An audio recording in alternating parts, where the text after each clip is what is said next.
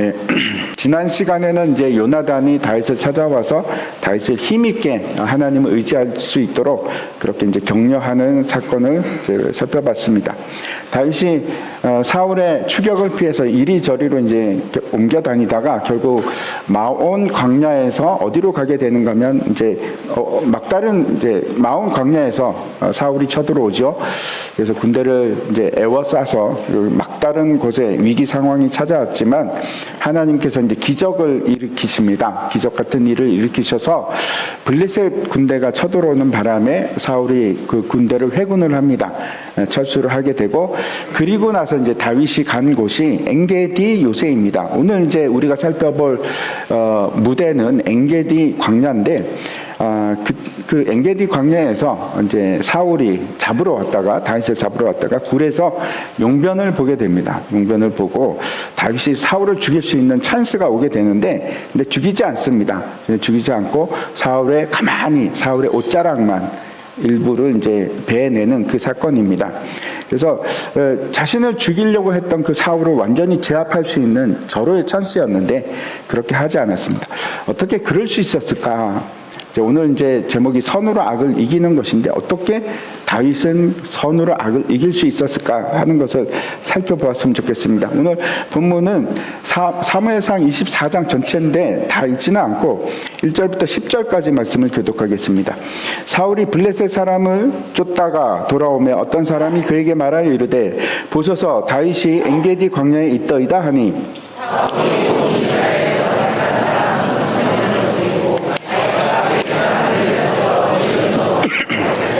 길가 양의 우리에 이른즉 굴이 있는지라 사울이 뒤를 보러 들어가니라. 다윗과 그의 사람들이 그 굴 깊은 곳에 있더니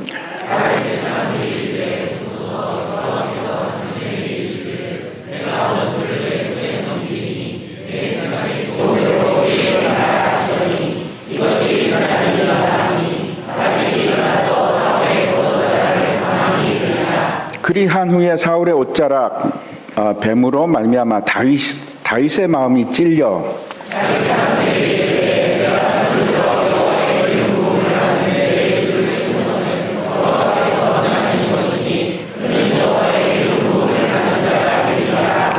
다윗이 이 말로 자기 사람들을 금하여 사울을 해하지 못하게 하니라. 사울이 일어나 굴에서 나가 자기 길을 가니라.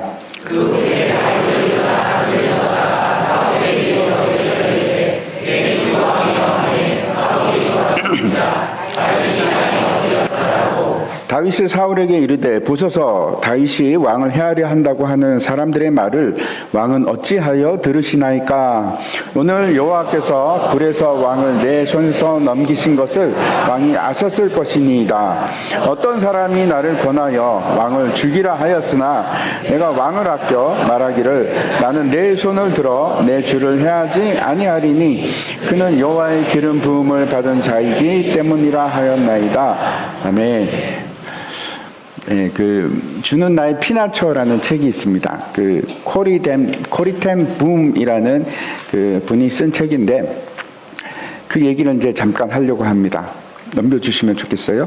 2차 세계대전 때 이제 코리텐 붐 여사의 가족이 네덜란드 분들입니다. 그래서 이제 네덜란드에서 시계방을 하고 있었는데, 유태인은 아닙니다. 유태인이 아닌데, 아주 신실한 분들인데, 이제 하나님을 진짜 잘 믿는 그런 분들이었습니다. 그래서 유태인들을 이제 도와야겠다 해서 많이 숨겨줍니다. 그 아버지가 집에다가 이제 코리텐 붐 그 여사 방을 이중벽으로 만듭니다. 옛날엔 이제 안나의 일기도 그렇고 그런 일이 많이 있었던 것 같습니다. 그래서 거기 이제 7명이 들어갈 수 있는 그 비밀 방을 만들어서 거기서 이제 유태인들을 도와주는 겁니다. 살게 하는 겁니다. 그래서 총 도왔던 사람이 800명이나 된다고 합니다. 굉장히 엄청나죠. 매번 이제 7명이 거기 숨어 있는 겁니다. 같이 삽니다. 근데 결국 누가 밀고를 합니다. 밀고를 해서 다 잡히게 되는데, 아버지는 그 수용소에서 죽고, 언니하고, 베시라는 언니하고 코리가 여자만 있는 수용소로 끌려가게 됩니다. 그래서 이제 그곳에서 뭘 하는가 하면 계속 복음 전하는 일을 했는데, 언니도 결국 그 수용소에서 죽습니다. 그리고 이제 코리만 살아서 돌아오게 되는데, 그 수용소에서 이제 상상을 초월하는 그런 고통을 당합니다. 뭐 추위, 더위 이런 것뿐만 아니고 막 오물, 그다음에 구타, 사람들을 계속 죽어가고, 또 막 그 벌레가 엄청 그 벼룩 얘기가 많이 나옵니다. 저 책에. 너무 힘들었다고 하는데 생지옥이었다고 합니다. 근데 이제 그 나와서, 그리고 이제 거기서 수용소에서 살아서 돌아와서 신학을 공부합니다. 그리고 복음 전도자가 됐는데 어느 날 하나님께서 이제 그러시는 겁니다. 코리 여사에게 독일로 가서 독일 사람들에게 복음을 전하라 하는 이제 성령의 음성을 듣습니다. 이제 저분이 어떻게 하냐면, 하나님, 저는 어디라도 갈 수 있습니다. 가라고 하시면 가겠는데 독일만은 안 됩니다. 우리 부모님도 그렇고 언니도 죽었습니다. 그리고 수용소에서 너무 고통을 많이 당했기 때문에 저는 그것만은 못하겠습니다. 이렇게 이제 얘기를 합니다. 근데 하나님께서 하시는 말씀이, 네가 나를 사랑한다면 독일로 가서 그 사람들에게도 복음을 전하라 하는 음성을 듣습니다. 그리고 이제 결국 독일에 가서 복음을 전하게 되는데, 하루는 이제 설교를 마치고 내려오는데 어떤 남자가 악수를 청하는 겁니다. 이제 그 얼굴을 딱 보는데 막 피가 막 거꾸로 솟는 것 같은 그런 이제 감정을 받습니다. 그 얼굴을 보니까 바로 그 수용소에서 악질 감독이었던 겁니다. 이제 그 사람이 자기 언니 강간하고 그리고 결국은 죽게 됐는데, 뭐 몸소리가 치지 않겠습니까? 이제 남자분들 이제 혹시 군대에서 빵빠레 해보셨습니까? 저는 해봤는데 뭔지 잘 모르시는 것 같은데, 이제 그 추운 겨울날 팬티만 입고 밖에 연병장에 서서 이렇게 팔 벌리고 있는 겁니다. 새벽에. 전 철원에 있었거든요. 엄청 춥습니다. 근데 그런 걸 이 남자가 수용소에서 시키고 완전히 빨가벗겨갖고, 겨울에 팬티도 아니고 빨가벗겨갖고 나체로 밖에 서 있게 하고 그런 사람이었습니다. 근데 이제 그 사람이 손을 내밀면서, 자매님 저를 용서해 주시겠습니까? 이제 간증을 들었겠죠. 그리고 자기와 같은 수용소에 있었기 때문에 누군지는 모르지만 자기가 거기 감독이었으니까 용서해 주겠습니까? 이렇게 묻는 겁니다.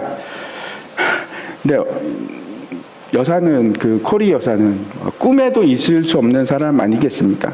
그게 어떻게 했을까요? 코리 여사가 그 사람을 보고 악수를 청하는데 기도를 합니다. 그 순간에, 예수님, 저는 도저히 이 사람을 용서할 수가 없습니다. 저를 도와주세요. 다른 건 몰라도 이 사람만은 제가 용서하지 못하겠습니다. 이렇게 이제 기도를 하는데, 예수님께서 이제 그때 말씀을 하십니다. 음성으로 말씀하시기를, 내가 십자가에서 조롱을 당하고 나를 죽인 사람들은 내가 용서했는데 너도 용서해 줘라. 그 사람들을 용서하는 게 맞지 않겠느냐. 그렇게 이제 예수님께서 말씀을 하십니다.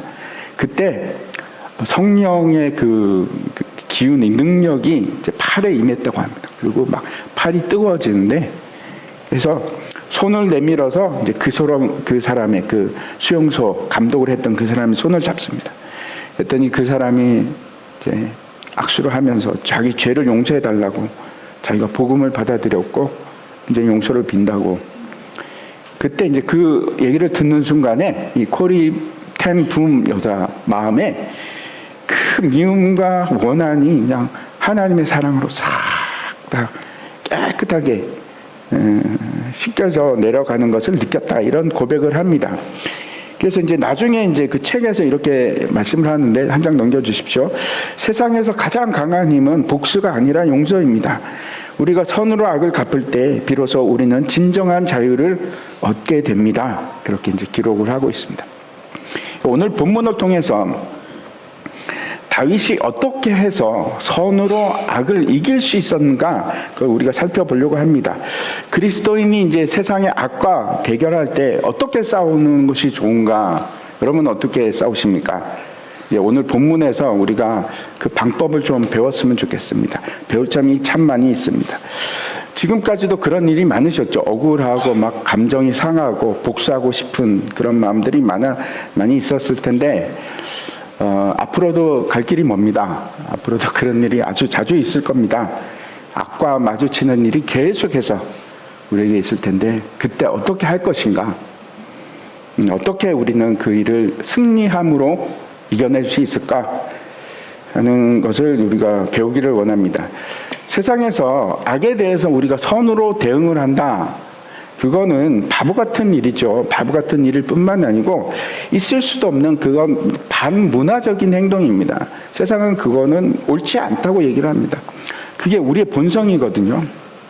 우리의 본성인데 다시 우리 다윗의 얘기로 돌아가서 다윗은 어떻게 했는가? 오늘 그 본문이 아주 중요한 본문이기도 합니다. 그래서 그걸 우리가 살펴보도록 하겠습니다. 1절 보시기 바랍니다.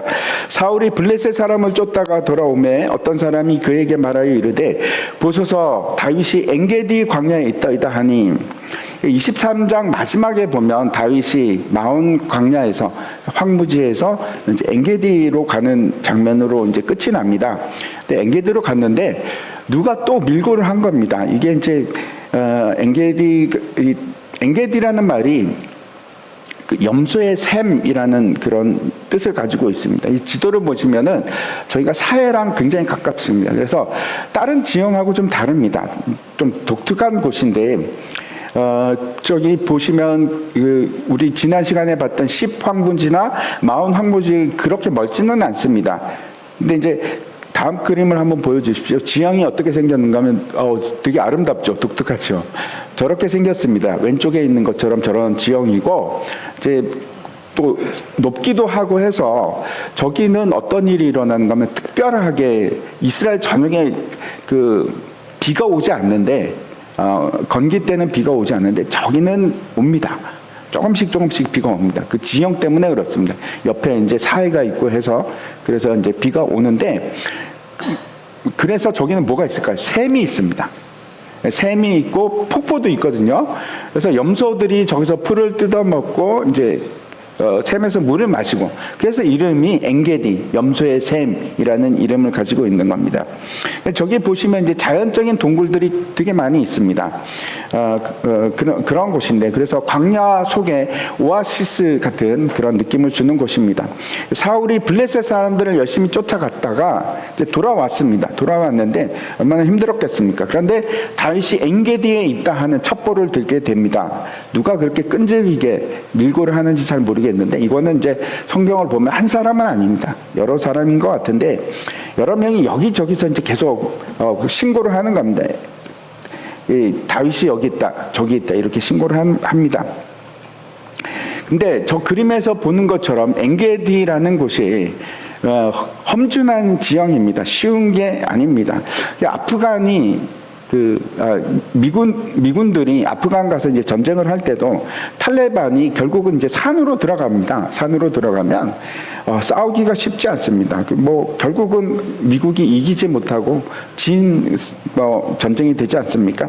아무튼 엔게디도 지형이 험준해서 추적하기가 쉽지가 않은데 여기서 역전적인 상황이 일어나기 시작하는 겁니다. 계속해서 2절과 3절 말씀 보시기 바랍니다. 사울이 온 이스라엘에서 택한 사람 3,000명을 거느리고 다윗과 그의 사람들을 쫓으러 들염소 바위로 갈새 길가 양의 우리에 이른즉 굴이 있는지라 사울이 뒤를 보러 들어가니라 다윗과 그의 사람들이 그 굴 깊은 곳에 있더니 사울이 지금 막 블레셋과의 전쟁을 끝나고 이게 이제 바로 이어지는 사건입니다. 이게 돌아왔는데 굉장히 피곤한데 사람들이 또 얘기를 하니까 바로 군대를 이제 다시 택합니다. 근데 이 군대가 택한 사람 3,000명이라고 되어 있는데 이건 그냥 군대가 아니고 이거는 정예병입니다. 아주 선발된 훈련되고 잘된 사람만 뽑아서 지금 이제 지형도 험준하고 그래서 다 간다고 되는 것도 아닙니다.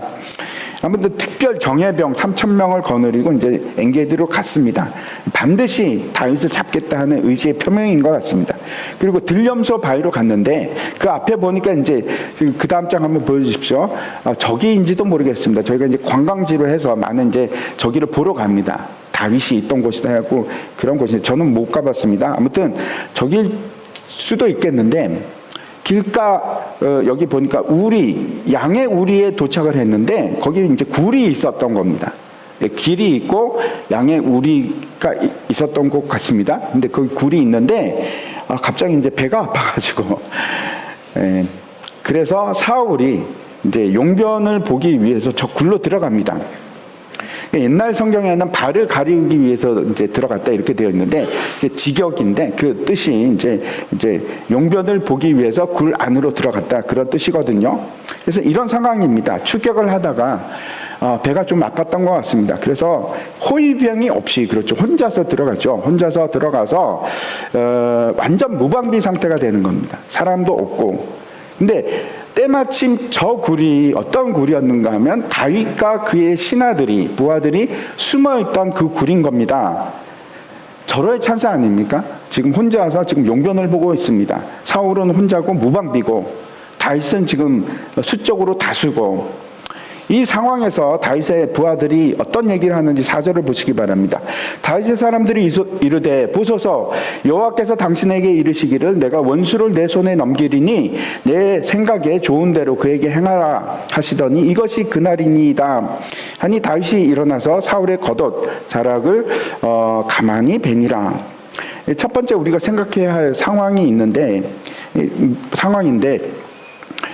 다윗의 사람들이 지금 뭐라고 얘기를 합니까? 보소서 여호와께서 당신에게 이르시기를 원수를 당신 손에 넘기셨습니다. 마음대로 하시라는 말입니다. 그렇게 얘기를 합니다. 주위 사람들의 이제 증언이 확증적이죠. 이거 하나님이 기회를 줬으니까 빨리 죽이십시오. 하나님께서 죽이라고 하시는 겁니다. 드디어 하나님의 말씀이 성취됐습니다. 이렇게 얘기를 하는 겁니다. 그러면 일단 우리가 생각해야 할 것이 진짜 하나님께서 다윗에게 그런 말을 하셨을까요? 넘겨줄 테니까 네 마음대로 하라 하신 적이 있을까 하는 겁니다. 제가 아무리 찾아봐도 그거는 이제 그런 말은 성경에는 없습니다. 근데 하실 수도 있죠. 우리가 모르는 기록되지 않은 것. 그래서 생각을 해봐야 되는데 이게 진짜 하나님의 말씀인가? 여러분은 어떻게 생각하십니까? 하나님께서 다윗에게 그렇게 얘기를 하셨을까요? 안 하셨을까요? 근데 분명히 지금 이 상황을 다윗의 부하들은 상황을 보니까 하나님께서 분명히 다윗에게 사울을 죽이라는 명령으로 그렇게 이해를 하고 있습니다. 과연 그런 말씀을 하셨는가? 누구보다도 이 실제 하셨는지 안 했는지는 다윗이 알지 않겠습니까? 그런데 다윗의 행동을 보면 하나님이 그렇게 죽이라고 하신 것 같지 않습니다. 뒤에 보면 그렇습니다. 무슨 말씀인가 하면 상황적인 증거는 맞습니다. 하나님이 찬스를 주신 것처럼 보입니다. 상황이 그러면 그게 하나님의 뜻입니까? 우리가 잘 실수하는 부분입니다.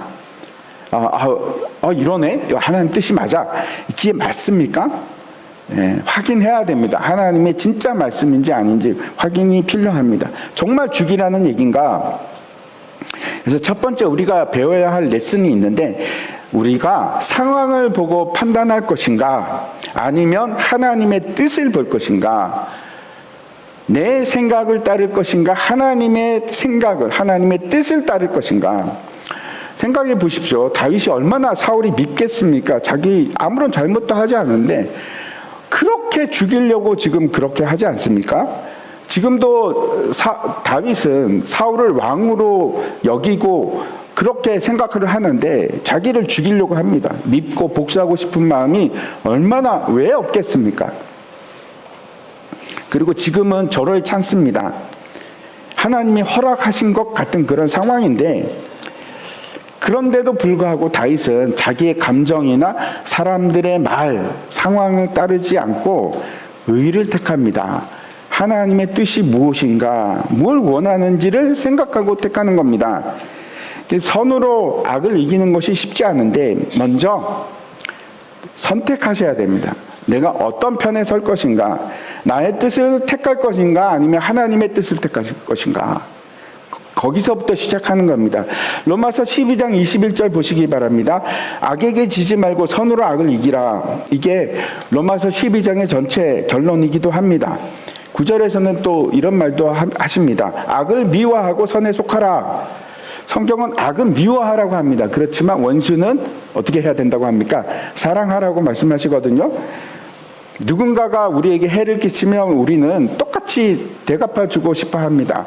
사실 똑같이가 아니고 2배 내지 3배로 갚아주려고 하죠. 그게 우리의 마음입니다. 누군가 나를 비박하면 우리는 바로 욕하고 싶습니다. 욕하고 싶은데 하나님께서 우리에게 주시는 마음이 어떤 것인가? 진짜 하나님의 뜻은 뭔가? 하나님께서는 그렇게 하는 것이 우리가 악을 이기는 방법이 아니라고 말씀을 하십니다.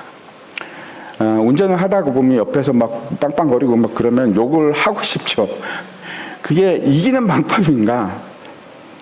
일단 내가 어느 편에 설 건지를 결정하십시오. 하나님의 편에 설 것인가? 내가 선에 속할 것인가? 아니면 악에 속해서라도 내가 이길 것인가? 근데 선에 속한다는 그 개념을 잘 이해하시기 바랍니다. 많은 사람들이 잘못 이해하는 것이 있습니다. 선의 기준을 나에게 두는 겁니다. 아주 간단하게는 내가 잘 되는 게 선이고 내가 잘못되면 그 악이야. 무조건 그렇게 이제 생각하는 경향이 우리에게 있습니다. 그래서 일반적인 복을 이제 받는 거, 그럼 무조건 우리에게는 뭐가 되는 겁니까? 선이 되는 거죠. 좋은 일. 선한 일이 되는 거고, 내가 가난하게 되는 거, 그건 무조건 악이 됩니다. 근데 그게 맞는가 생각해 보십시오. 내가 건강한 것은 선이고 내가 아픈 것은 악입니까? 그게 잘못된 것입니까? 그래서 굉장히 많은 사람들이 이런 생각을 합니다. 내가 살아남는 것 자체가 최고의 선인 겁니다. 절대 선입니다.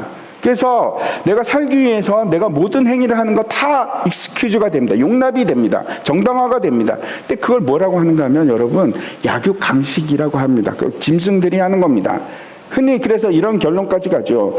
부자가 되는 것이 선이니까 어떻게 생각을 합니까? 많은 사람들이 가난한 것은 악이다. 정말 그런가요? 공부를 열심히 하는 것, 잘하는 것이 선이니까 그래서 공부를 못하면 악이다. 그게 맞습니까? 아니지 않습니까? 내가 살아남기 위해서 거짓말을 해도 되고 잘못을 저지르는 것도 다 용납이 되는 것이 맞습니까? 누군가가 나에게 잘못하는 것이 그게 무조건 악이기 때문에 나는 반드시 무찔러서 선을 이루어야 되는 겁니까? 내가 갚아주는 게 선입니까? 그게 맞습니까? 왜 문제가 뭡니까? 문제는 모든 기준을 나에게 둔 겁니다. 내가 선인 겁니다. 그러면 기준이 내가 아니라 선의 기준은 하나님입니다.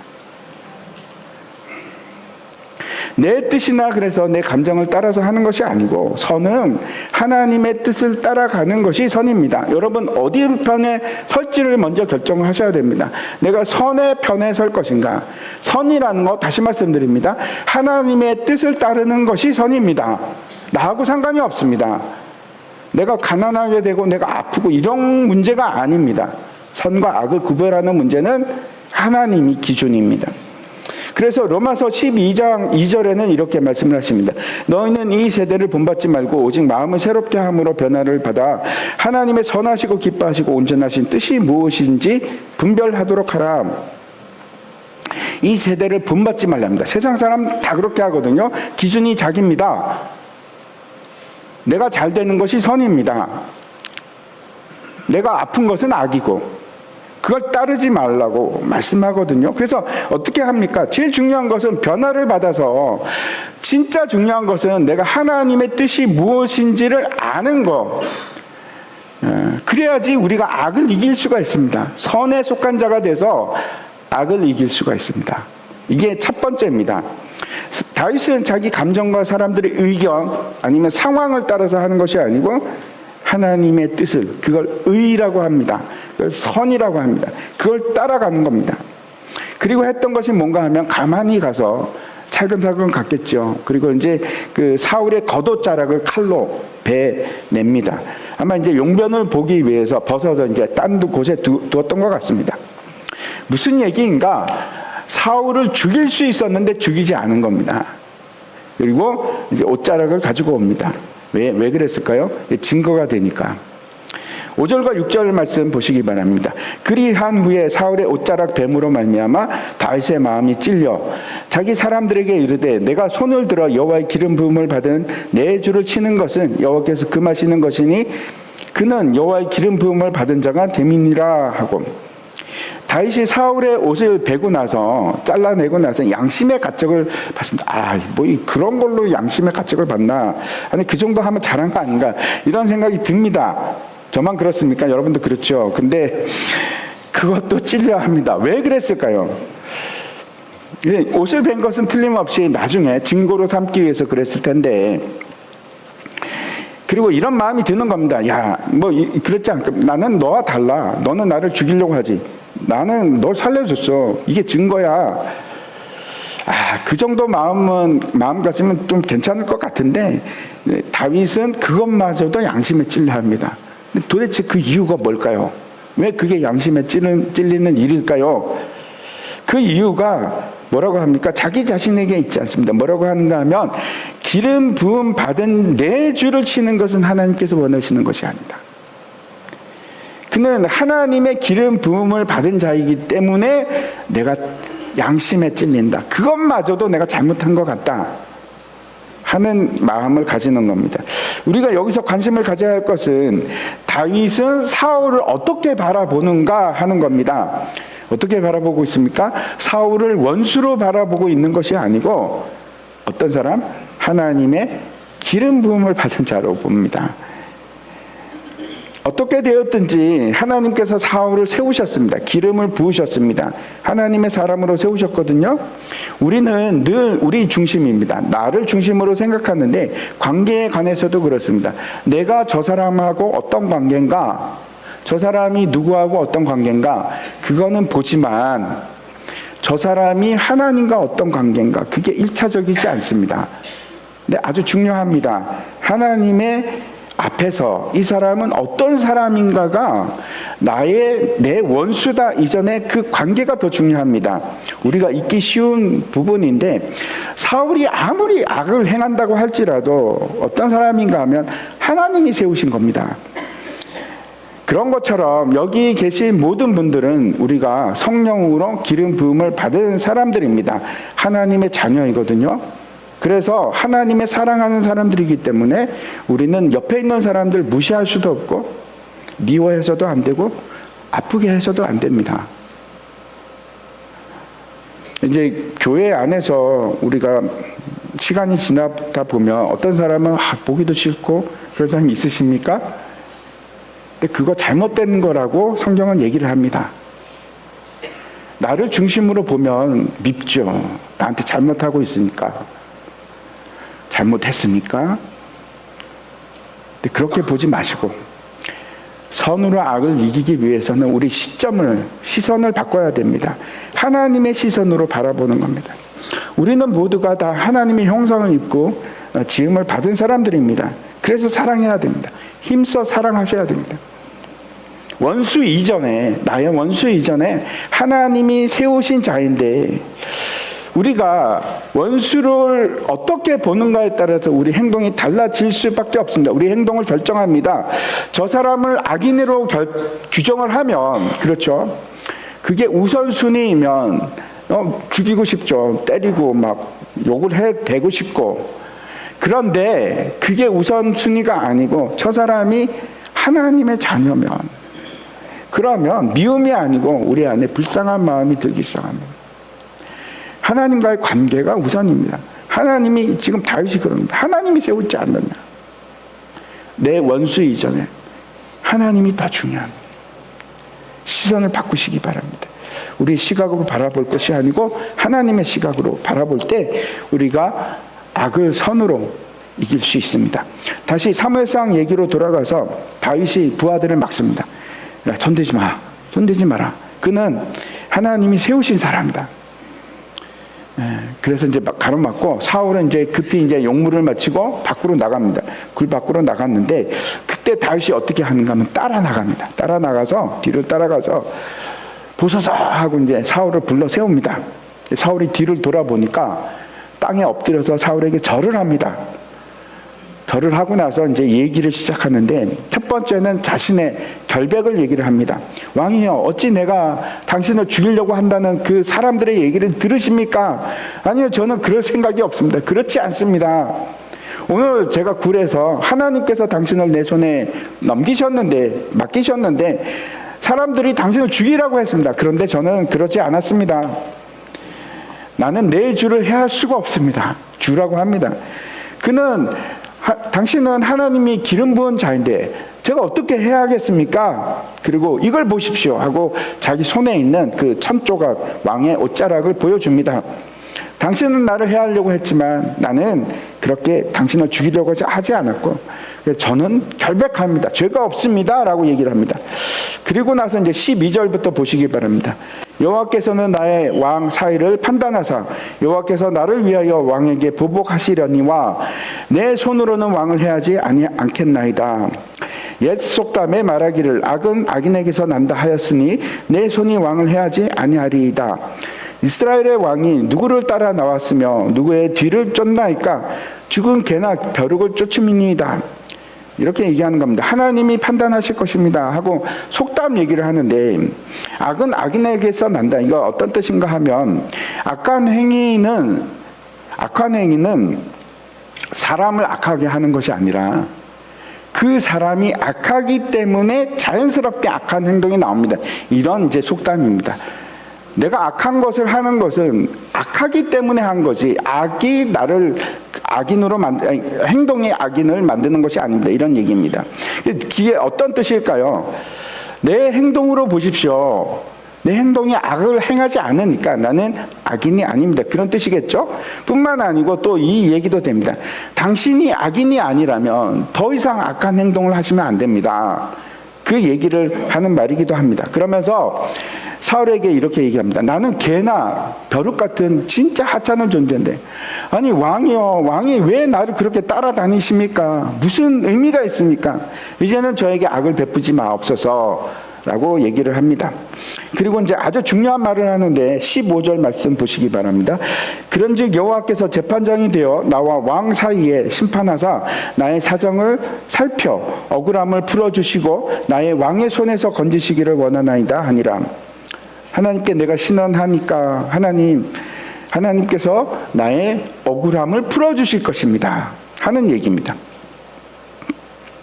세 번째, 그래서 우리가 주목해야 될 것은 어떤 것인가 하면 다윗은 그 판단과 재판의 주체로 누구를 얘기를 하고 있습니까? 자기입니까? 아닙니다. 하나님입니다. 내가 심판할 것이 아닙니다. 하나님이 심판하실 것입니다 라고 얘기를 하는 겁니다. 그래서 이 다윗이 하는 말은 명확한 결단입니다. 나는 심판하지 않겠습니다. 당신을 손대지 않을 겁니다. 하나님께서 모든 것을 판단하시고 갚아주실 것입니다. 이렇게 얘기를 합니다. 여러분, 이제 우리가 복수를 포기를 한다, 되갚아주지 않는다, 그거는 여러분 진리를 포기하는 문제가 아닙니다. 우리가 오해할 수 있거든요. 불의가 있는데 내가 관용을 베풀거나 참는다, 방치하고 눈을 감는 것이 아닙니다. 왜? 하나님께서 하실 거니까. 하나님께서 진노로 갚으실 텐데. 우리가 흔히 그렇습니다. 세상에 이제 악들이 많이 있지 않습니까? 뭐 냅둬 그냥 나 몰라. 방치하는 것이 아니라는 얘기입니다. 세상 사람들은 그럴 수 있죠. 방치할 수 있지만 우리는 악을 허용하거나 방치하는 것이 아니라 하나님께서 하시도록 두시는 겁니다. 시간이 걸리겠죠. 하지만 하나님의 그 진노의 심판은 너무 무섭습니다. 우리는 이례적으로 하죠. 하나님의 심판은 영원한 심판입니다. 그 어마어마한 심판을 하나님께서 하실 텐데 우리가 미리 심판을 하셔야만 하겠습니까? 우리가 재판장이 되는 것이 맞습니까? 불의의 관용이 아닙니다. 눈 감아주는 것이 아닙니다. 하나님께 맡기는 겁니다. 그 심판은 권한을 하나님께 드리는 일입니다. 로마서 12장 19절 말씀 보시기 바랍니다. 내 사랑하는 자들아, 내가 친히 원수를 갚지 말고 하나님의 진노하심에 맡기라 기록하였으되 원수 갚는 것이 내게 있으니 내가 갚으리라고 주께서 말씀하시니라. 하나님께서 살아계십니다. 그리고 이 모든 것을 다 보고 계십니다. 원수 갚는 것은 제가 다시 말씀드립니다. 우리의 권한이 아닙니다. 세상도 그렇지 않습니까? 누가 나에게 잘못했으면 내가 갚으면 나는 괜찮습니까? 쌍방 폭행으로 들어갑니다. 심판은 누가 하는 겁니까? 재판장이 하는 겁니다. 우리가 하는 게 아닙니다. 우리가 재판하는 것이 아니고 재판은 누가 하십니까? 재판장 대신 하나님께서 반드시 선악간에 심판하실 것이거든요. 그리고 그거는 훨씬 더 무섭습니다. 그리고 아주 명확하고 정확하십니다. 지금 이걸로 끝나는 게 아니지 않습니까? 우리의 삶이 여기서 끝나는 것이 아니고 시간이 되면 영원한 형벌이 있다니까요. 신뢰하십시오. 그 하나님의 선하신 재판을 신뢰하십시오. 그래서 우리가 해야 될 것은 복수가 아닙니다. 시간이 되면 하나님께서 하십니다. 우리가 해야 할 것은 그래서 그들을 불쌍히 여기는 마음입니다. 악한 자가 있다고 합시다. 내가 심판하는 것이 아니고 너무 불쌍하지 않습니까? 영원한 형벌에 처할 사람입니다. 영원히 형벌을 받는다고요. 우리에게 필요한 것은 그래서 불쌍히 여기는 마음입니다. 측은히 여기는 마음.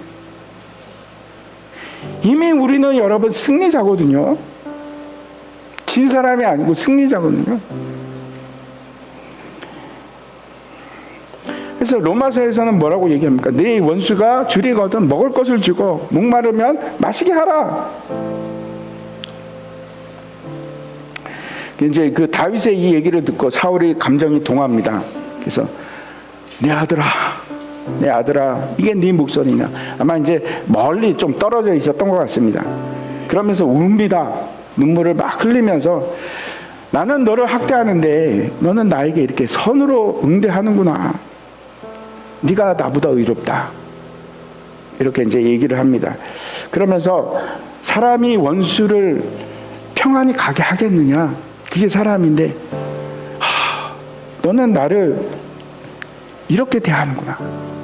그러면서 나는 네가 왕이 될 걸 알고 있다. 하지만 약속을 하나 해달라. 맹세를 하라. 그렇게 합니다. 이게 무슨 맹세인가?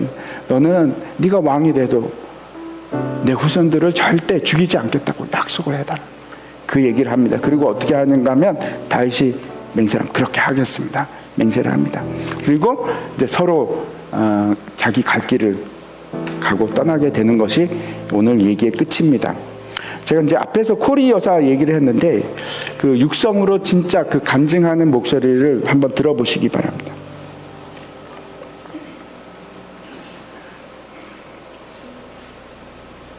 소리가 안 나옵니다.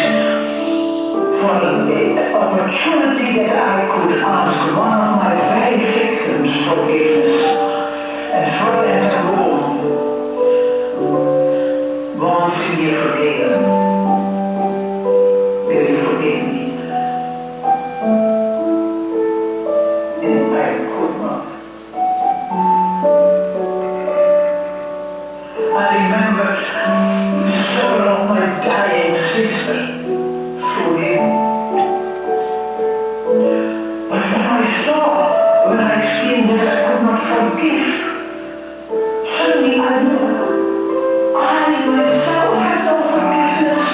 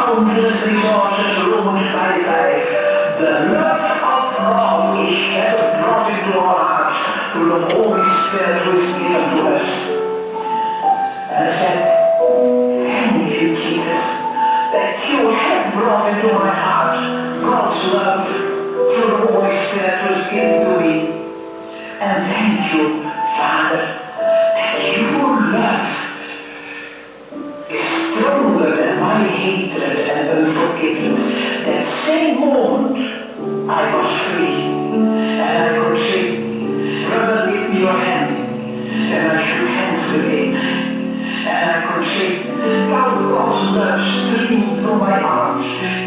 You never touch soul the ocean of God's love as it will forgive your enemies. Can you forgive? No. I can't either. But he can.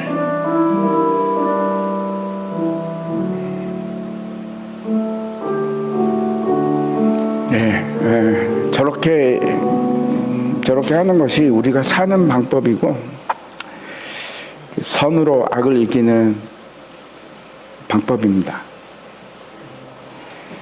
오늘 이 다윗의 얘기를 통해서 우리가 어떻게 악을 이길 수 있을까 제가 다시 한번 정리해 드리겠습니다. 잊지 마십시오. 첫 번째, 내 뜻이나 감정이 아닙니다. 우리의 기준은 하나님의 뜻입니다. 그 뜻을 따라야 됩니다. 선택입니다. 선택입니다. 여러분이 선택하시는 겁니다. 두 번째는 그 사람을 어떻게 바라볼 것인가? 내 원수로 바라볼 것인가? 아니요, 내 원수가 아니고 하나님의 긍휼을 입어야 될 사람으로 불쌍한 마음으로 바라보는 거예요. 세 번째, 우리가 잊지 말아야 할 것이 있는데 우리는 심판자가 아닙니다. 굉장히 많이 오해를 하죠. 우리는 심판자가 아닙니다. 우리는 하나님의 말씀에 순종하는 사람들입니다. 심판자가 아닙니다. 하나님만이, 창조주 하나님만이 심판자가 되실 수 있습니다. 그 일을 잊지 마십시오. 우리가 서로 사랑한다는 것은 먼저 용서하는 마음을 가지는 거예요. 그래서 사랑은 하나님의 마음을 품는 겁니다. 쉽지 않죠. 그래서 하나님께서 명령을 하십니다. 사랑하라. 최선을 다해서 사랑하라. 사랑하시기 바랍니다. 마지막으로 우리 로마서 12장 21절 다시 한번 읽겠습니다. 같이 읽겠습니다. 시작. 악에게 지지 말고 선으로 악을. 우리 힘으로 이기는 거 아닙니다. 하나님의 그 일하심을 기대하시기 바랍니다. 우리 다 함께 일어나서 같이 주가 일하시네 같이 찬양하겠습니다.